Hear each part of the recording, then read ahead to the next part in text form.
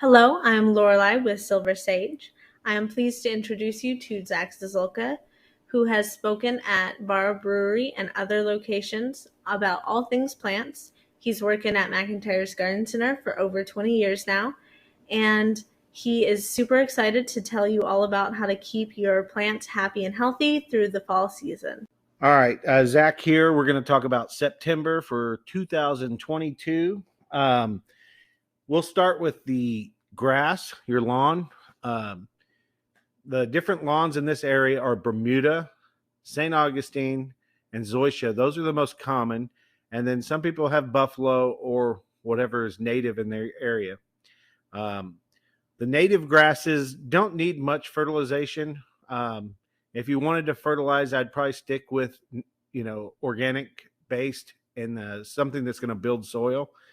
Um, Sometimes you will get weeds. You can use weed preventers uh, in that case, but I wouldn't do this every single year, just in a case by case basis. Bermuda, that's a very common lawn turf grass. There's a lot of weeds, so a lot of times you're going to use a weed preventer and a winterizer. Um, and then you want your winterizer to be like a 3-1-2 ratio, 15-5-10 if you're doing synthetic, a 9-3-4, something near that, just to give the roots a good boost to get ready for the winter. Um, and the weed preventer is going to mostly keep your weeds at bay. After that long hot summer, you got dead spots because of bugs or struggling spots because of the heat. Um, so that's mostly what you're trying to do with that. If you're trying to do organic, you can use corn gluten meal, um, and that will last about a month. As a weed preventer, you want to probably do that with in junction with rain, because that's when your weed seeds are going to germinate. The next lawn would be St. Augustine. This is the most susceptible to winter damage, so you definitely want to do a fall fertilizer with a 3-1-2 ratio. I like organic foods because it doesn't have excess nitrogen to promote fungus. So we want to keep the fungus at bay and promote good bacteria. So, the Milorganite or the 9-3-4 from McIntyre's Garden Center, or even the corn gluten meal, because that will not affect the St. Augustine as a pre-emergent, but a lot of commercial pre-emergents will keep St. Augustine from spreading. So I don't like to use commercial grade pre-emergents that often. And then top dressing weak areas with compost and organic matter.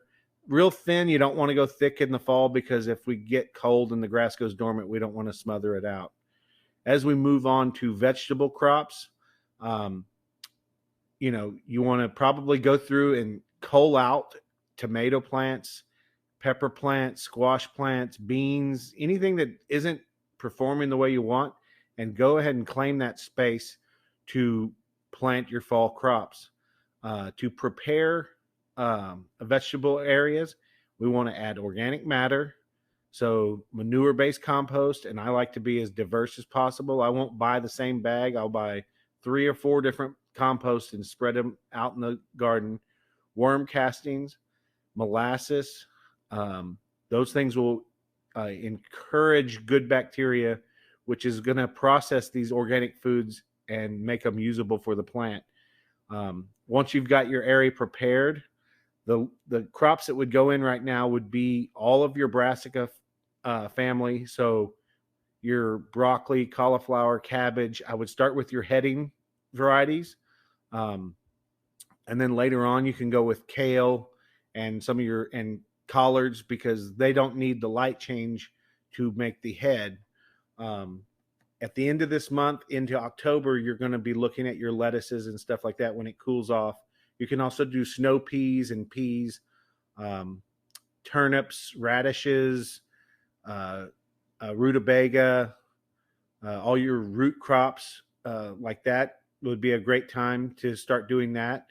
Um, Garlic is usually the end of September, mid October, but I would start sourcing that your seed stock, because they do run out.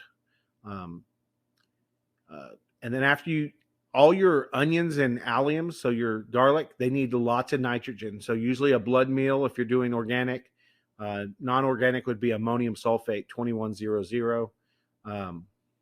But with recent times, the fertilizer has gone up in the sense of synthetic fertilizer like 2100. So you might just look at doing the back guano or blood meal. And then from there, we move on to annual uh, flowers and stuff like that. And so what would come into season, you would prep that a lot like you would for your vegetables. And then you would it'd be planting violas, pansies, calendulas, snapdragons, stock, mums, cyclamen will start to come in. Um, and there's different size snapdragons. So there's like your little sonnets and your dwarfs that are like 6-8 inches tall, your mid size that are like 18 to 20 inches, and then there's the tall rockets and liberties, and they're like up to 36 inches tall. And with your pansies and violas, there's so many color combinations.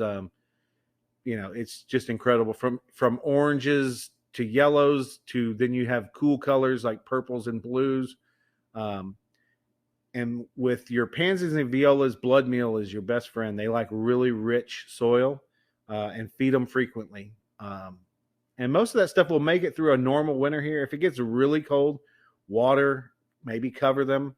But typically they will make it through a winter here. The next will be your maintenance on your shrubs and trees. I would prepare them for a cold winter and fertilize them for the fall. Trim back your evergreen shrubs and kind of get them shapely. We want that growth to happen and be sturdy before it gets cold. If you cut too late, it's not going to have enough time to grow and get hardened off for the winter. And we want to keep them shapely, so they're not overgrowing your beds and stuff like that. Trees, you can do a feeding. I probably wouldn't do any heavy pruning. You can shape, but I would feed them, because the most important times to feed trees and shrubs is going to be fall and spring, because that's when they're waking up and about to do growth, and that's when they need that energy. Top dressing trees with sick tree treatment or organic matter is great for especially native trees. Instead of feeding them a synthetic food, feed them the way a forest floor is fed. It's through leaf drop, organic matter, feeding the soil. The worms come up and break it down. I mean, that is how it's supposed to happen. And that pretty much sums up the whole garden. This concludes our first episode of Zach Zezulka's garden segment. If you have any questions or requests, contact us at our Instagram, Silver Sage Nursery, or our Facebook page, Silver Sage Landscape and Garden. If you would like more content like this, check out our YouTube, Grow Freedom 1776, or my podcast, Zach Zezulka's Garden segment on Spotify. Thanks for listening. Y'all have a great day.